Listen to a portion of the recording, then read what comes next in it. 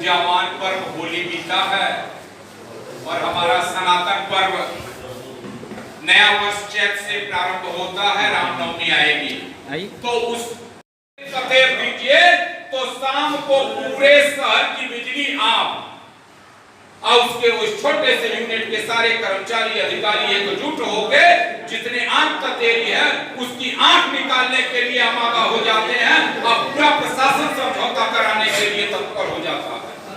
लेकिन इतनी बड़ी एशिया का संगठन भारतीय रेल में इतने फंड आदि लेके बड़े बड़े कार्यालय बना के हमारे मान्यता प्राप्त रेलवे का कोई भी कर्मचारी रेफर हुआ हो, आज तक जो नहीं हुआ, केवल पेपर में देना इनको आता है कि वो मेंस कांग्रेस अपना नाम ना ले ले।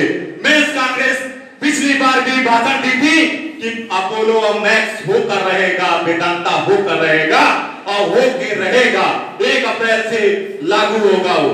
मगर इन लोगों को करने के लिए उन्होंने सुनिश्चित किया, तुम्हें समझ नहीं आती, पढ़े लिखे हो कि गंवार बैठे हुए हो, ज्यादा दिनों से मामला लंबित पड़ा हुआ के बीच आया हुआ हूं और इस बार हम लोगों के आने का मुख्य उद्देश्य हम लोगों ने किया है और मैं इसी की आशा के साथ आप लोगों से निवेदन करूंगा कि इस बार रेलवे मेंस कांग्रेस का साथ दीजिए।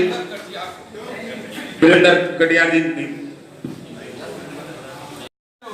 साथी को मैं केंद्रीय अध्यक्ष अखिलेश पांडे, रेलवे मेंस कांग्रेस, हम सभी साथियों को इस बात को सोचना चाहिए कि हम कर्मचारी हित के लिए हैं।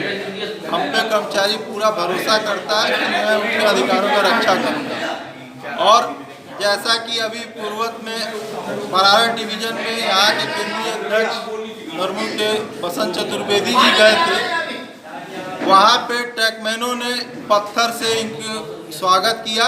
वहाँ से लोग चलती गाड़ी से उतरे और उसी गाड़ी में लद के फिर बलिया चले गए। उसी का एक परिणाम है कि यहाँ पे इन्होंने दुष्प्रचार कराया है। तो ये आने वाली समय में इम्प्लाई खुद उसका जवाब देंगे, क्योंकि मुखौटा सर से उतर चुका है, अब आगाज बाकी। क्या है आपका, क्या नाम है आपका? मेरा नाम शिवेंद्र कुमार पांडे है जी। आज क्या कार्यक्रम है, जरा इसके बारे में बताइए। ये आज का मेरा मुख्य कार्यक्रम ये है कि रेलवे मेंस कांग्रेस के मंडल अध्यक्ष सेवानिवृत्त हो रहे हैं और हम उन्हीं लोगों के विदाई सम्मान में आए हुए हैं और डीजल सेट गोंडा में भी उसी निमित्त अपने कर्मचारी भाइयों से मिलने जुलने का उद्देश्य है। यही मेरा मुख्य उद्देश्य है। रेलवे मेंस कांग्रेस जी। रेल कर्मचारियों से झूठे वादे करके सत्ता में बैठे लोग सिर्फ सत्ता में दलाली का काम कर रहे हैं। रेल कर्मचारियों की हित की उपेक्षा की जा रही है। हर रेल कर्मचारी अपने जो रेलवे बोर्ड द्वारा अधिकार उनको नियमानुसार उपलब्ध कराए हैं, उनके हक को दिलाने का भी काम नहीं करते हैं। ऐसे सत्ता में बैठे व्यक्तियों को एक पल भी सत्ता में बैठे रहने का अधिकार नहीं है जो रेल कर्मचारियों के हितों की रक्षा न कर सके। उन लोगों को चेतावनी देते हुए कहना चाहता हूँ, रेल कर्मचारियों के हितों की रक्षा नहीं कर सकते हो तो तुम एक पल भी रेल कर्मचारी सत्ता में बैठने नहीं देंगे। इन्हीं बातों के साथ अपनी वाणी को विराम देते हुए यह कहना चाहता हूँ, आने वाले चुनाव में नवयुवक जाग चुका है और नवयुवक ये सत्ता में बैठे दलालों को बाहर करने का काम करेगा।